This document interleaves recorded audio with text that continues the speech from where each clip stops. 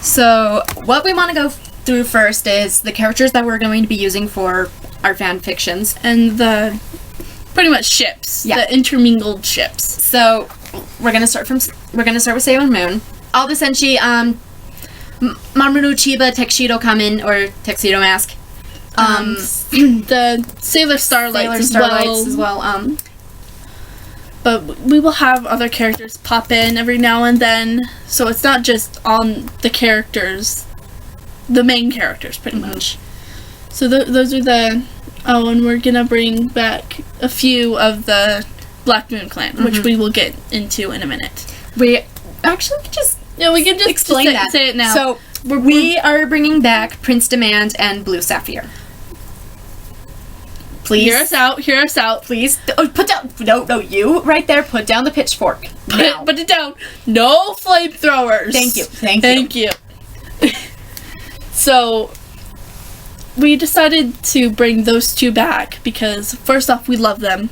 Even though Demand had a few... He is kind of a big douche. He's kind of creepy and... Ugh.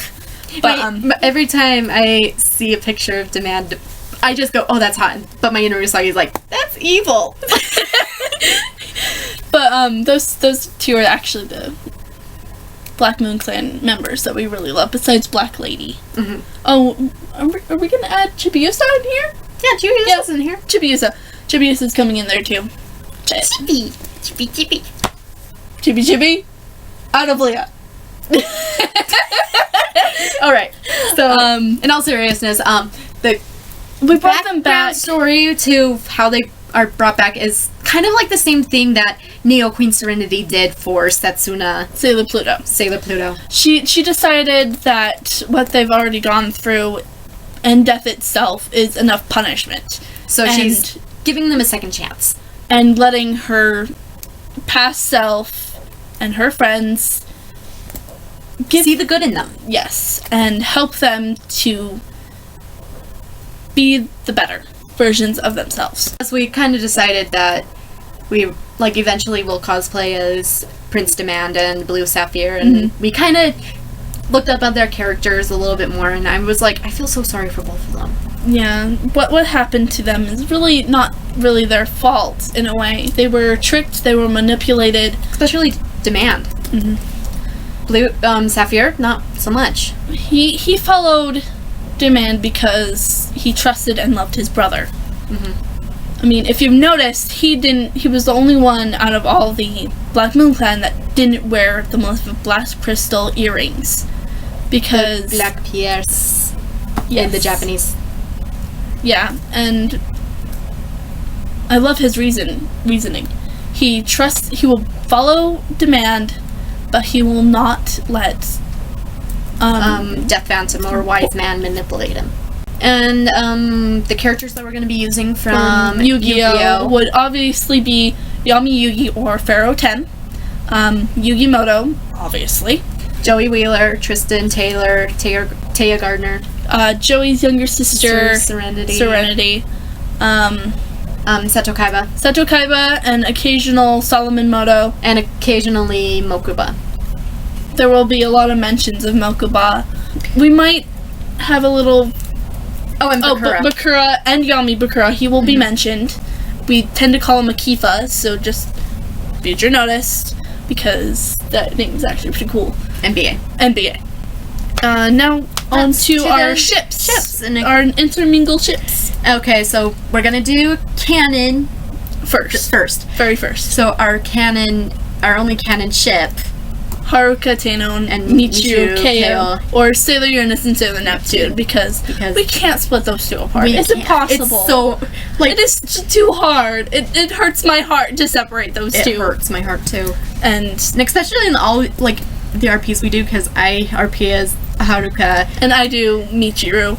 We actually cosplay those two often, and we get into their characters really easily, even when we don't mean to. Haruka! See, look what we're doing! She instantly does this, and I'm right on it with Michiru. Yep. So that's our only real canon ship. We might actually eventually ship Pluto with Mamoru. In a lot of our RPs or a lot of our fanfiction, he's a bit of a douche. And so, kind of more in depth of the reason why we kind of make Mamoru kind of a douchebag type character. Because it needs to make more sense of to have Sailor Moon, Usagi Tsukino, and Yami Yugi Pharaoh Tem together. Because in my fanfic, again, those two literally got married, and so it's close to actually having a family. Prince Endymion wasn't Serenity's first love. If you want to know more, please read my fanfic. Please read the fanfiction. So anyway, the background to that kind of static electricity relationship that was broke up by Usagi is that Usagi came to America as a surprise. Goes to Mamoru's apartment and finds him another woman and adult mood. And she just breaks up with him and she was heartbroken about it, and then she just teleports back to Japan and just waits in her house for about a week. And during that, Minako actually comes to visit her and gets the tip of, oh, she has a broken heart. That's something I already know how to deal with. But Usagi doesn't tell Minako about it. She tells Rei, and Rei goes to Minako about it. So Usagi would be kind of afraid that Minako would judge her for her choice. Around that time, we actually, some background with Yami, he actually gets his own body back. I mean, we decided to have some archaeologists find his mummified remains and bring them to the Domino Museum. And around the time they defeat, was it Galaxia? Nehelina. I can't even pronounce that name right. Yami's soul, or Tem's soul, returns to his actual body, which surprisingly gets back to being the same age he was when he died, which we did for like 18, because I tend to have a habit of doing, he needs to be younger than King Tut, because why not? Yeah. Cause I know he died originally in his 20s, but Yugi gets this vision to go to the Domino Museum, and Usagi gets a feeling to go there as well. And that's when they find poor Tem stuck in his sarcophagus, covered in mummy wrappings. Usagi literally jumps the barrier wall between where the guests are supposed to be in the exhibits. She just goes, nope! Flies over the wall, gets down, nope, thank you, wings! Though we're still going with the fact that he doesn't remember his name, so this would be just after the 4th season of Yu-Gi-Oh! He has no memory of who he is, or the events of his spirit with Yugi. So he has no memory whatsoever, and can only speak in ancient Egyptian, which, unfortunately, Solomon actually knows, and Yugi knows by default. And Usagi, since he remembers everything. And Usagi, breaks down and asks Solomon for her to help her learn ancient Egyptian. Because she feels such a connection with Yami. So, since Yugi already knows who this person is, the name Yami comes to his mind. So, even though he doesn't know his own name, he goes as Yamimoto. That's a little background on the crossover ship of Usagi and Yami. And our next ship is Minako Ayano, Sailor Venus, and Joey Willer. I mean, just don't hate on us, but it's if you think about it and put their personalities together, it is a very cute ship that we really need to see a lot more, and we're hoping this will get people to actually see these ships and hopefully do more art of them. So we since I know that Minako loves on a whole new level than other people would, she would see something in Joey that others don't. And for a while when she first met him, she knew he had a huge crush on My Valentine. Well, enter pun there. This picture, and I can't find it anymore, which had Minako and Joey together, and I was like, oh my gosh, I ship it. And then she told me about it, and we just like, yes, it is a thing. It will be a thing.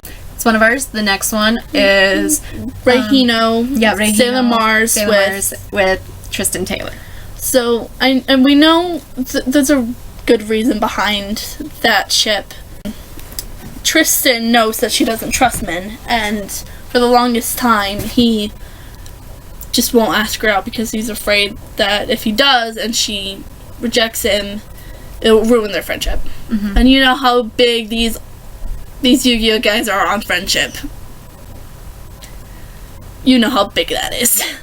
And so Ray starts having feelings for him, and she actually goes to Minako for advice. And Minako just goes, just ask him out. Just ask him out. And Ray goes, okay. And so Ray's the one who asked Tristan out.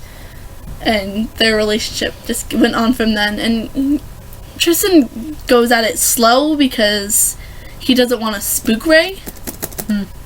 So, actually, she caused their first kiss, and it's adorable. And then the next one is Makoto Kino, Sailor Jupiter with Bakura Ryu. Yes. I actually found this picture. It was with Yami Bakura, or Akifa, who had his hand underneath her chin, just looking at her, and I was just looking at it. She looks like about ready to punch his lights out. And then I was just thinking about him, like, what if she got with Bakura? Little Bakura with tall Mako, and it is just the cutest thing in the world. And for like a while, he seemed so intimidated by he would Makoto. seem so he'd love her, but he'd be so intimidated by her, and she'd be just by her height and by her strength, and he'd just get really intimidated by her, and then he just awkwardly asked her out. I think she would start beginning to cry because no one really asked her out ever because of her height. Stupid senpai. That and the fact that it's mentioned in the 90s version that she says a shorter man would never ask a taller woman to dance. And here comes Bakura, who is so much shorter than she is, and asks her out. And that would just bring her to tears. And since Mako is actually a lot softer and more sensitive than people give her credit for, there's a lot more to her character than at first glance. And we just think that Bakura and Mako would just become... They would balance each other out. So our next one would be Ami Mizuno, Sailor Mercury with Seto Kaiba. Don't shoot us! No shooting! No shooting!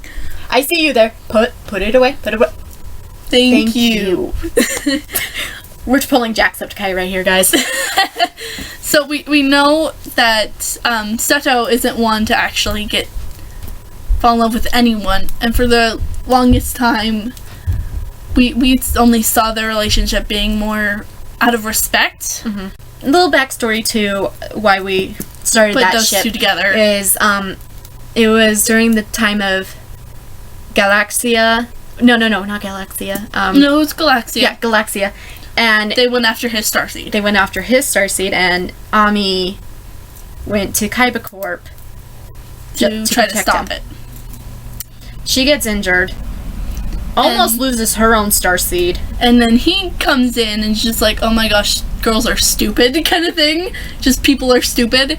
And he uses, well, what he does best, his 3 blue eyes white dragons, and makes them into holograms to scare them away, because none of those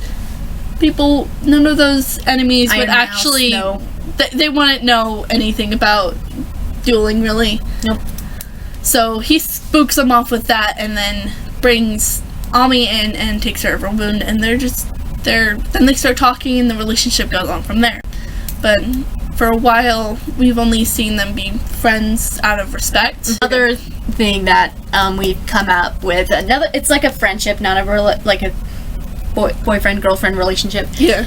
It's kind of like a sibling relationship, is with Yami Moto and Haruka Teno. Yeah. For the thing we thought, like, the first time they meet each other, the instant hate. So, Minika, and Michiru just does the whole, Haruka doesn't like popular men. Then Yami, that makes sense. Doesn't make sense. Or that would be Yugi, that makes sense. That doesn't make sense. And this is a plan by Usagi and Michiru, who they get those two together, and they play a few games or do competitive stuff, and they bond, and they start bonding. Yeah, they start bonding. So anyway, that's our little bit of the ships and character background. Hey, we're not done yet. Not done? Not done. Not even close to being done. Demand. Oh yeah. So the last two would be Prince Demand and Taya Gardner. No, that was Serenity. Serenity. Joey's younger sister. He apparently has a thing for girls named Serenity. Sorry, folks at home. You're probably mad at me. She's tired. I'm out of it. And then Sapphire and Taya Gardner, because she needs someone too, and so does Sapphire. And you'll definitely see a lot of especially like cutesy moments, filthy moments, and absolute terror. We're gonna make this. What?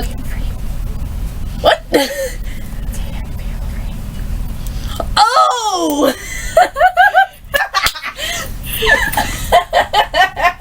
Alright, so sorry.